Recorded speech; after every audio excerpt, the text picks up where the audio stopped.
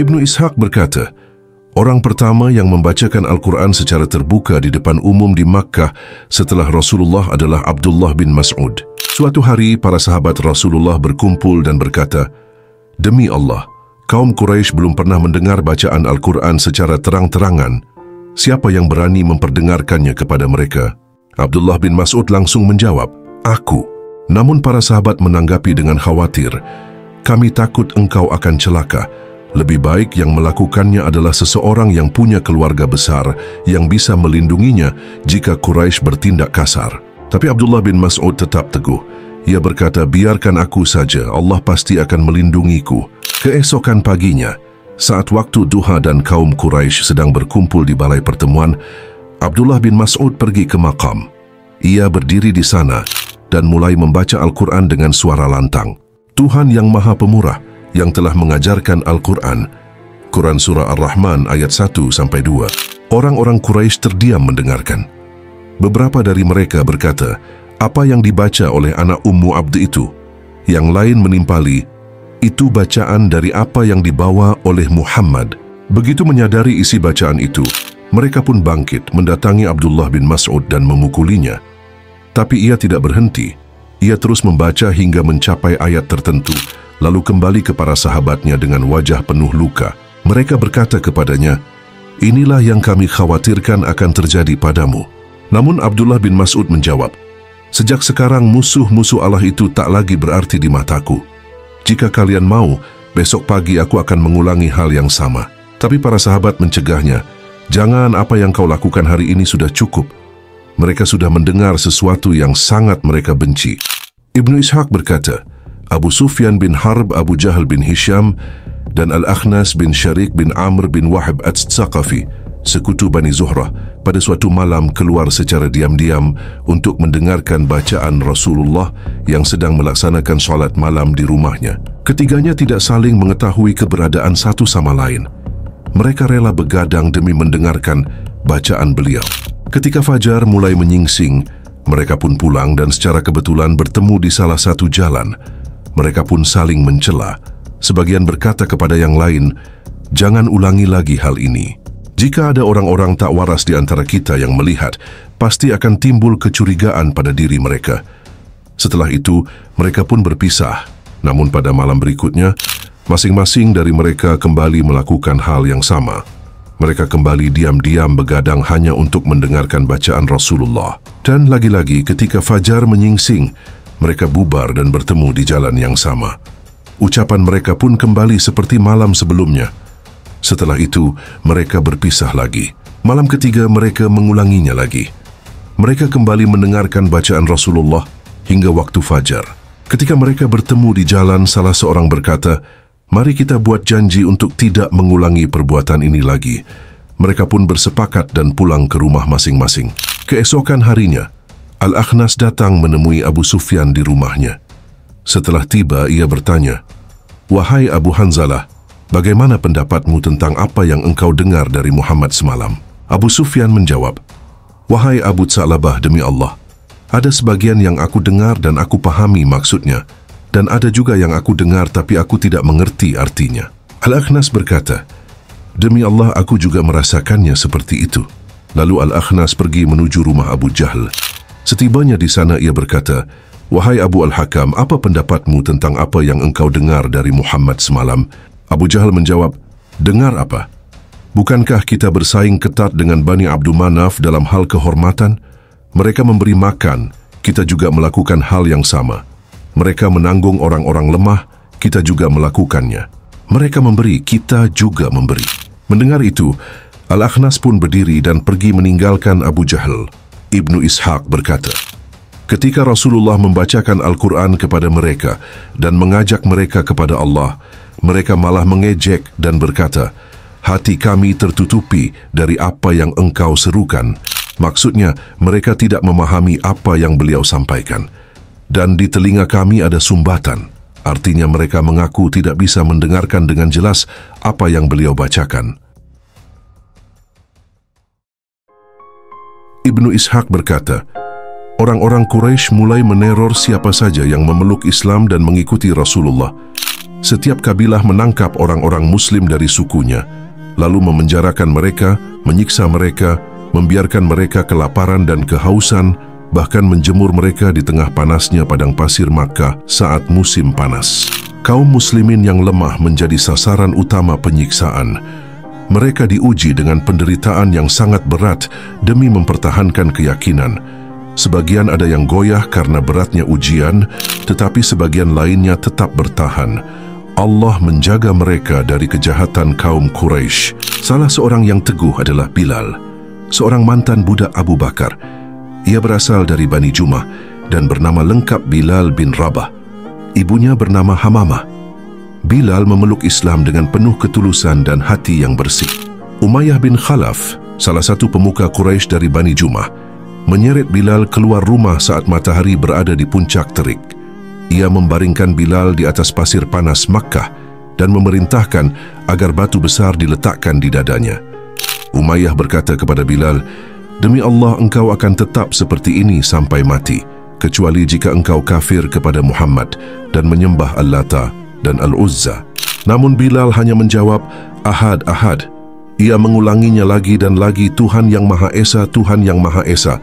Ibnu Ishaq berkata, ketika Bilal sedang disiksa dan terus mengucapkan Ahad, Ahad, Waraqah bin Naufal lewat di dekatnya. Ia berkata, "Demi Allah, benar, Ahad dan Ahad, wahai Bilal."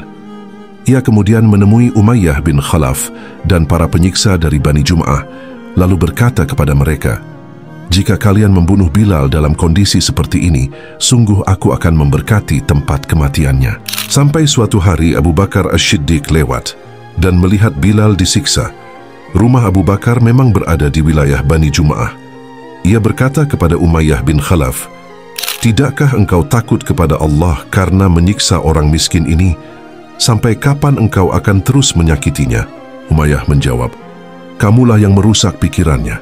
Kalau begitu, silakan selamatkan dia jika engkau memang mau." Abu Bakar menjawab, "Baik, aku punya budak hitam yang lebih kuat dan lebih setia kepada agama kalian.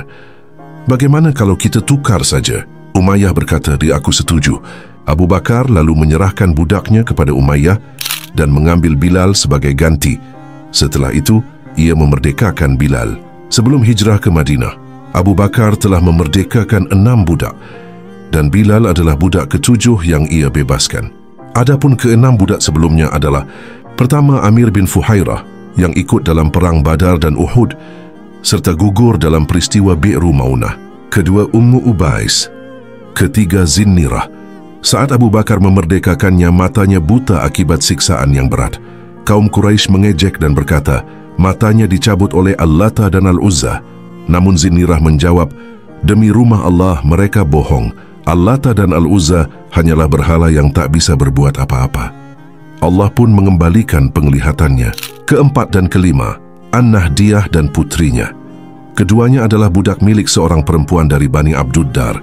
Saat Abu Bakar lewat dan melihat mereka sedang menumbuk tepung, tuan mereka berkata, "Demi Allah, aku tidak akan memerdekakan mereka berdua." Abu Bakar berkata, "Wahai ibu si fulan, batalkan sumpahmu itu." Perempuan itu menjawab, "Membatalkan sumpah? Bukankah engkau yang merusak pikiran mereka? Kalau begitu merdekakanlah jika kau mau." Abu Bakar bertanya, "Berapa harga keduanya?" Ia menyebutkan harga tertentu dan Abu Bakar berkata, "Aku beli dengan harga itu dan mereka berdua merdeka." Abu Bakar kemudian berkata kepada keduanya, "Berhentilah menumbuk tepung itu." Namun mereka menjawab, "Wahai Abu Bakar, bagaimana kalau kami selesaikan dulu pekerjaan ini, baru kami berhenti?" Abu Bakar pun membalas, "Terserah kalian berdua." Ia juga pernah melewati budak perempuan yang masuk Islam dari Bani Muammil di permukiman Bani Adi bin Ka'ab. Saat itu Umar bin Khattab sedang menyiksanya. Ia bahkan terus-menerus menyakitinya, bahkan sampai dirinya sendiri kelelahan. Umar akhirnya berkata, "Aku berhenti menyiksamu hanya karena aku sudah lelah." Budak perempuan itu menjawab, "Demikianlah Allah memperlakukan dirimu." Tak lama setelah itu, Abu Bakar datang dan membeli budak perempuan tersebut. Ia lalu memerdekakannya. Abu Kuhafah, ayah Abu Bakar, suatu hari menegurnya. Ia berkata, "Aku lihat engkau lebih suka memerdekakan budak-budak yang lemah. Seandainya engkau memilih memerdekakan budak yang kuat, tentu mereka bisa melindungimu jika terjadi sesuatu."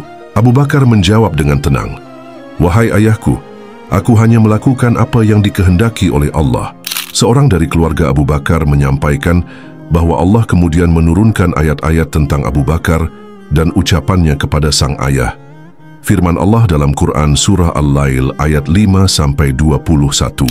"Adapun orang yang memberikan hartanya di jalan Allah dan bertakwa, serta membenarkan adanya pahala yang terbaik, surga, maka kami akan menyiapkan baginya jalan yang mudah.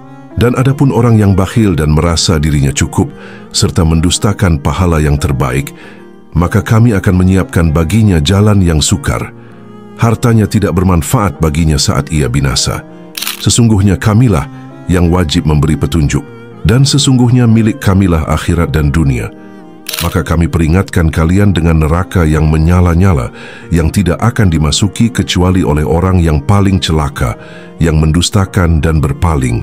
Namun orang yang paling bertakwa akan dijauhkan dari neraka itu, yang menginfakkan hartanya untuk menyucikan diri, dan tidak ada seseorang pun yang memberikan suatu nikmat kepadanya yang harus dibalasnya. Tetapi ia melakukannya semata-mata karena mencari keridaan Tuhannya yang maha tinggi. Dan kelak ia benar-benar akan merasa puas." Di antara orang yang paling keras menyiksa dan merendahkan kaum muslimin adalah Abu Jahal. Nama aslinya adalah Amr bin Hisham. Jika ia mendengar bahwa seseorang dari kalangan terhormat telah masuk Islam dan mendapat perlindungan, ia akan menghina dan merendahkan orang itu. Dengan sinis ia berkata, "Engkau telah murtad dari agama ayahmu, padahal ayahmu lebih baik darimu. Kami akan mempermalukan mimpi-mimpimu, menolak pendapatmu dan merusak kehormatanmu." Jika orang itu seorang pedagang, maka ancaman Abu Jahal berubah. Ia bersumpah, "Demi Allah kami akan membuat bisnismu hancur dan kekayaanmu lenyap." Dan bila yang masuk Islam adalah orang lemah, maka ia menyiksanya atau mencoba merayunya agar kembali pada kekafiran. Ibnu Ishaq berkata bahwa Abdullah bin Abbas pernah ditanya, bagaimana bentuk penyiksaan orang-orang musyrik terhadap sahabat-sahabat Rasulullah. Abdullah bin Abbas menjawab, "Demi Allah kaum Quraisy memukul para sahabat, membiarkan mereka kelaparan dan kehausan, sampai ada di antara mereka yang tak mampu lagi berdiri karena beratnya siksaan. Lalu mereka berkata kepada orang yang disiksa itu, 'Tuhanmu adalah Al-Lata dan Al-Uzza, bukan Allah.' Dan karena tak tahan, ia menjawab, 'Iya.' Bahkan mereka membawa seekor sapi betina ke hadapannya dan berkata, 'Sapi ini adalah Tuhanmu, bukan Allah.' Dan ia pun menjawab, 'Iya,' semata-mata karena ingin terhindar dari siksaan yang lebih parah. Salah satu siksaan yang paling terkenal yang diceritakan oleh Ibnu Ishaq adalah bahwa sekelompok orang dari Bani Makhzum yang dipimpin oleh Abu Jahal pergi menyiksa Ammar bin Yasir dan kedua orang tuanya. Ketika matahari berada di puncak panasnya, orang-orang dari Bani Makhzum menyeret mereka ke padang pasir Makkah. Mereka disiksa dengan kejam. Rasulullah lewat di dekat mereka saat mereka sedang mengalami siksaan. Beliau bersabda, "Sabarlah wahai keluarga Yasir, sesungguhnya tempat kembali kalian adalah surga." Ummu Ammar, ibunya Ammar, tetap teguh pada keimanannya. Dia menolak segala bentuk pemaksaan untuk meninggalkan Islam dan bahkan menentang Abu Jahal dan meludahinya sebagai bentuk penghinaan terhadap Abu Jahal, sehingga memuncaklah kemarahan Abu Jahal. Lalu dia pun menancapkan tombak pada kemaluannya Ummu Ammar sehingga menyebabkan dia syahid. Setelah itu Yasir, ayahnya Ammar, juga meninggal karena siksaan yang bertubi-tubi terhadapnya. Mereka adalah syahid pertama dalam Islam. Kemudian mereka ingin melakukan hal yang sama kepada Amr. Lalu mereka pun memanaskan besi dengan api yang membara dan meletakkannya ke atas tubuh Ammar. Mereka tak melepaskannya sampai ia mau mengucapkan celaan terhadap Nabi Muhammad dan memuji-muji berhala mereka. Dalam keadaan terpaksa dan demi keselamatan dirinya, Ammar akhirnya menuruti tuntutan mereka. Setelah itu, barulah ia dilepaskan. Dengan hati gelisah, Ammar segera menemui Rasulullah. Saat bertemu, Nabi menatapnya dan bertanya dengan lembut, "Apa yang telah terjadi padamu, wahai Ammar?" Dengan wajah penuh penyesalan, Ammar menjawab, "Celaka aku, wahai Rasulullah. Mereka tidak mau melepaskanku sebelum aku mencelamu dan memuja sesembahan mereka." Nabi memandangnya dalam-dalam dan bertanya, Bagaimana keadaan hatimu saat itu, Ammar? Ammar menunduk dan berkata, hatiku tetap tenang penuh dengan iman. Mendengar jawaban itu, Rasulullah pun menenangkannya dan berkata, jika mereka menyiksamu lagi, tak mengapa kau lakukan seperti tadi.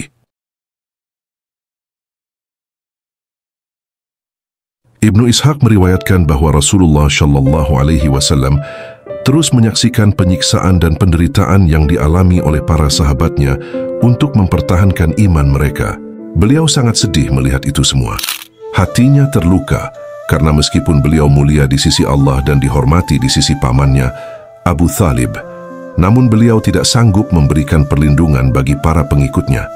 Saat itulah beliau berkata kepada mereka dengan suara penuh harap, bagaimana jika kalian pergi ke negeri Habasyah? Di sana rajanya tidak membiarkan siapapun dizalimi. Itu negeri yang aman. Tinggallah di sana sampai Allah memberikan jalan keluar bagi kalian. Ucapan itu menjadi isyarat dimulainya hijrah pertama dalam sejarah Islam. Para sahabat yang telah merasakan tekanan hebat dari kaum Quraisy pun bersiap. Mereka meninggalkan tanah kelahiran mereka, membawa serta keyakinan yang teguh dan harapan akan perlindungan Allah.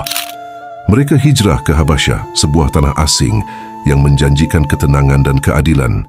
Mereka adalah orang-orang pertama yang berhijrah demi menyelamatkan agama mereka. Dari Bani Umayyah bin Abdul Syams berangkatlah Utsman bin Affan, ditemani istrinya, Ruqayyah binti Rasulullah Shallallahu Alaihi Wasallam. Dari Bani Abdul Syams bin Abdul Manaf berhijrah pula Abu Hudzaifah bin Utbah bin Rabi'ah bersama istrinya, Sahlah binti Suhail.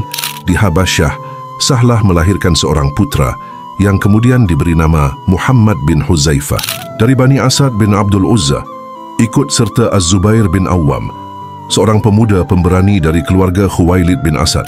Dari Bani Abdudar bin Qushay berangkatlah Mus'ab bin Umair, seorang pemuda tampan dan anggun yang meninggalkan kemewahan demi kebenaran. Dari Bani Zuhrah bin Kilab berhijrah Abdurrahman bin Auf, pedagang dermawan yang kelak menjadi salah satu dari 10 sahabat yang dijamin masuk surga. Dari Bani Makhzum berangkat Abu Salamah bin Abdul Asad bersama istrinya, Ummu Salamah, perempuan cerdas dan setia. Dari Bani Jumah turut serta Utsman bin Maz'un yang dikenal sebagai pribadi zuhud dan pencinta akhirat. Dari Bani Adi bin Ka'ab hijrahlah Amir bin Rabi'ah, sekutu keluarga Al-Khatthab. Ia ditemani istrinya Laila binti Abu Hatsmah. Mereka adalah pasangan tangguh yang penuh keimanan. Dari Bani Amir bin Luwai turut berhijrah Abu Sabrah bin Abu Ruhm. Bahkan dia disebut sebagai orang pertama yang menginjakkan kaki di sana dari kalangan kaum muslimin. Dari Bani Al-Harits bin Fihr turut serta pula Suhail bin Baidah. 10 orang ini adalah pionir hijrah ke bumi Habasyah. Semangat mereka menyala meski menempuh jarak jauh dan meninggalkan kampung halaman. Mereka dipimpin oleh Utsman bin Maz'un, sebagaimana disampaikan oleh sebagian ahli ilmu kepada Ibnu Hisham. Beberapa waktu setelah itu, menyusul pula Ja'far bin Abu Thalib radhiyallahu anhu. Setelah rombongan pertama hijrah ke Habasyah, kaum muslimin pun menyusul satu persatu. Mereka pergi secara bertahap, ada yang ditemani istri mereka, ada pula yang melangkah sendirian, membawa iman dan harapan akan keselamatan. Di negeri asing itu, mereka berkumpul membentuk satu komunitas kecil yang bertahan di bawah lindungan Raja Najasyi. Rombongan hijrah ke Habasyah terbagi kepada 2 tahap. Tahap pertama diikuti oleh 16 orang, terdiri dari 12 laki-laki dan 4 perempuan, yang dipimpin oleh Utsman bin Affan. Tahap kedua diikuti oleh 101 umat Islam, terdiri dari 83 laki-laki dan 18 perempuan. Hijrah ke Habasyah adalah permulaan dari kebangkitan umat yang kelak akan mengguncang dunia. Sebuah perjuangan senyap yang mencatat nama-nama mulia dalam sejarah Islam dengan tinta kesabaran dan pengorbanan. Ketika berita tentang kaum muslimin yang hijrah ke Habasyah sampai ke telinga orang-orang Quraisy, mereka diliputi rasa cemas dan iri. Betapa tidak, sahabat-sahabat Nabi Muhammad Shallallahu Alaihi Wasallam kini hidup aman dan tentram di bawah perlindungan seorang raja yang adil. Mereka mendapat tempat tinggal, rasa tenang, dan kebebasan dalam menjalankan agama mereka tanpa gangguan. Orang-orang Quraisy tidak bisa menerima ini. Mereka merasa bahwa para pengikut Nabi Muhammad itu telah melukai harga diri dan kepercayaan nenek moyang mereka. Maka mereka pun berkumpul dan sepakat mengutus 2 orang terbaik di antara mereka, guna menempuh perjalanan panjang ke Habasyah. Tujuannya satu, membujuk Raja Najasyi agar menyerahkan para sahabat itu kembali ke tangan mereka, agar bisa disiksa, ditekan, dan dipaksa kembali kepada kekafiran. Utusan itu adalah Abdullah bin Abu Rabi'ah dan Amr bin Al-Ash bin Wail. Keduanya diberangkatkan membawa hadiah-hadiah mewah, persembahan dari Quraisy, untuk merayu hati sang raja dan para pendeta yang berada di sekelilingnya. Mereka membawa kain-kain indah, permata, dan kulit-kulit pilihan, hasil kekayaan Makkah yang dikumpulkan khusus untuk misi ini. Tak lama kemudian, kedua utusan Quraisy itu tiba di Habasyah dengan membawa berbagai macam hadiah. Sebelum mereka menyerahkannya kepada raja, hadiah-hadiah itu diserahkan kepada para pendeta terlebih dahulu. Mereka mencoba untuk mempropagandakan para pendeta dan menarik simpati mereka sebelum menghadap kepada sang raja. Ummu Salamah, istri Nabi SAW, mengenang kejadian itu. Ia berkata bahwa sejak kedatangan kami di Habasyah, Najasyi telah menyambut kami dengan tangan terbuka. Beliau memberikan rasa aman yang sejati kepada kami, dan kami pun beribadah kepada Allah tanpa gangguan, tanpa cacian, tanpa ketakutan. Namun Quraisy tak tinggal diam.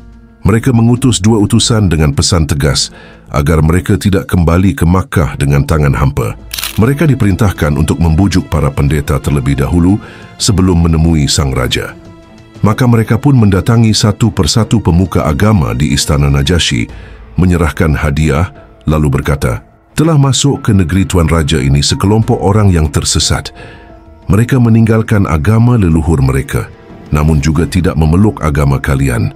Mereka menganut kepercayaan baru yang tak dikenal oleh kami dan tidak juga oleh kalian. Karena itu kaum terhormat dari Quraisy mengutus kami ke sini untuk membawa mereka pulang. Jika kami nanti berbicara kepada raja tentang mereka, bantulah kami dengan cara memberi isyarat kepada raja, agar raja mau langsung menyerahkan mereka tanpa berbicara kepada mereka. Karena kaumnya lebih tahu apa yang mereka lakukan dan lebih paham apa yang mereka cela." Para pendeta pun menjawab dengan singkat, "Baiklah." Rencana licik itu mulai bergerak. Hadiah telah menyebar, pesan telah disampaikan dan tekanan mulai mengarah pada takhta Raja Najasyi. Hari itu, istana Habasyah menjadi panggung bagi ujian besar antara kebenaran yang singgah di tanah Najasyi dan tipu rayuan yang datang dari Mekah. Kemudian mereka menyerahkan hadiah-hadiah berharga itu kepada Najasyi. Najasyi pun menerimanya dengan sopan. Saat itu, mereka mulai mengutarakan maksud mereka. Salah seorang dari mereka berkata, "Wahai Tuanku Raja, di negeri Tuan ini telah menyelinap masuk sekelompok pemuda dari kalangan kami. Mereka adalah anak-anak muda yang tersesat. Mereka telah keluar dari agama leluhur mereka. Namun mereka juga tidak mengikuti agama Tuan. Mereka telah menciptakan agama baru yang tidak kami kenal, dan tentu saja Tuan pun belum pernah mendengarnya. Kami datang atas perintah ayah-ayah mereka, paman-paman mereka dan keluarga mereka yang besar. Semuanya meminta agar kami membawa mereka pulang, sebab kaum mereka lebih tahu siapa mereka dan lebih mengerti apa yang mereka ucapkan serta perbuat." Ummu Salamah melanjutkan ceritanya dan berkata, "Tak ada yang lebih ditakutkan oleh Abdullah bin Abu Rabi'ah dan Amr bin Al-Ash saat itu melebihi kemungkinan bahwa Raja Najasyi akan mendengar langsung dari kaum muslimin dan memberi mereka kesempatan untuk membela diri." Para pendeta yang telah menerima hadiah pun ikut bicara. Mereka mendukung perkataan kedua utusan Quraisy. Salah satu dari mereka berkata kepada Najasyi, "Wahai Tuanku Raja, kedua orang ini berkata benar. Kaum mereka tentu lebih tahu siapa mereka sebenarnya. Maka serahkanlah saja mereka kepada 2 orang ini agar dibawa pulang ke negeri asalnya." Namun mendengar desakan itu, Najasyi memandang mereka dengan tajam. Tiba-tiba raut wajahnya berubah. Ia marah. Dengan suara yang tegas dan berwibawa, ia berkata, "Tidak, demi Allah, aku tidak akan menyerahkan mereka kepada kalian berdua. Jika ada sekelompok orang yang datang ke negeriku, memilih aku sebagai pelindung daripada orang lain, maka kewajibanku adalah mendengarkan mereka terlebih dahulu. Aku akan bertanya langsung kepada mereka tentang apa yang kalian tuduhkan. Jika mereka memang seperti yang kalian katakan, barulah aku serahkan mereka kepada kalian. Tapi jika ternyata mereka tidak bersalah, maka aku akan melindungi mereka selama mereka tinggal di negeriku." Perintah itu langsung dilaksanakan. Najasyi mengirim utusannya untuk memanggil kaum muslimin. Ketika utusan itu tiba, para sahabat Rasulullah segera berkumpul. Suasana mendadak hening. Sebagian dari mereka saling menatap dengan cemas. Salah seorang dari mereka berkata, "Apa yang akan kita katakan kepada raja jika kita dihadapkan kepadanya?" Yang lain menjawab dengan mantap, "Demi Allah, kita akan mengatakan apa yang telah diajarkan Rasul kepada kita. Kebenaran itu yang akan kita sampaikan." Sesaat kemudian mereka berdiri di hadapan Najasyi. Di sisi sang raja telah duduk para uskup dengan mushaf-mushaf mereka yang terbuka. Suasana menjadi khidmat dan menegangkan. Najasyi memandang kaum muslimin dan berkata, "Apa yang membuat kalian memisahkan diri dari kaum kalian? Mengapa kalian tidak memeluk agama kalian sendiri atau masuk ke dalam agamaku atau agama-agama yang lain?" Lalu dari tengah barisan itu, maju seorang laki-laki yang wajahnya bersinar oleh keberanian dan ketulusan. Ia adalah Ja'far bin Abu Thalib. Dengan suara tenang dan lantang, ia berkata, "Wahai tuanku raja, dahulu kami hidup dalam kegelapan. Kami menyembah berhala, memakan bangkai, melakukan perzinaan, memutus tali keluarga, menyakiti tetangga, dan yang kuat di antara kami menindas yang lemah. Demikianlah keadaan kami hingga Allah mengutus kepada kami seorang Rasul dari kalangan kami sendiri. Kami mengenal nasabnya, kejujurannya, dan amanahnya. Rasul itu mengajak kami agar menyembah Allah semata dan meninggalkan penyembahan terhadap batu dan berhala. Ia memerintahkan kami berkata jujur, menunaikan amanah, menyambung silaturahim, berbuat baik kepada tetangga, menahan diri dari yang haram, dan tidak menumpahkan darah. Ia melarang kami dari perzinaan, dusta, memakan harta anak yatim, dan menuduh wanita baik-baik dengan tuduhan keji. Ia memerintahkan kami untuk menyembah Allah saja, tidak menyekutukannya dengan apapun, dan memerintahkan kami untuk melaksanakan salat, zakat, dan puasa. Kami membenarkan beliau, beriman kepadanya, dan mengikuti apa yang ia bawa dari Allah. Kami menjauhi apa yang dilarangnya dan menghalalkan apa yang dihalalkannya. Tapi kaum kami membenci kami karena itu. Mereka menyiksa kami, memaksa kami meninggalkan agama ini, dan memaksa kami kembali menyembah berhala. Mereka menindas dan mengusir kami, hingga kami memutuskan hijrah ke negeri Tuan, karena kami tahu Tuan adalah Raja yang adil. Maka kami memilih tinggal bersama Tuan, berharap bisa beribadah kepada Allah dengan aman, tanpa disiksa lagi." Najasyi mendengarkan dengan penuh perhatian. Kemudian ia bertanya kepada Ja'far, "Apakah engkau membawa sesuatu yang diturunkan dari Tuhanmu?" Ja'far menjawab, "Ada." Najasyi berkata, "Bacakanlah untukku." Lalu Ja'far membacakan permulaan surah Maryam. Kata-kata itu mengalir dengan lembut dan suci, bagaikan cahaya yang menembus kalbu. Demi Allah, Ummu Salamah berkata, Najasyi menangis terseduh-seduh hingga jenggotnya basah oleh air mata. Para uskup di sekitarnya juga menangis, dan mushaf-mushaf mereka basah oleh tetesan air mata. Najasyi mengangkat kepalanya dan berkata, "Sesungguhnya apa yang baru saja engkau bacakan dan ajaran yang dibawa Isa keluar dari sumber cahaya yang sama. Pergilah kalian berdua, wahai utusan Quraisy.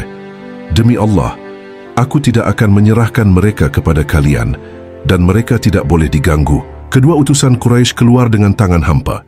Tapi Amr bin al-Ash belum menyerah.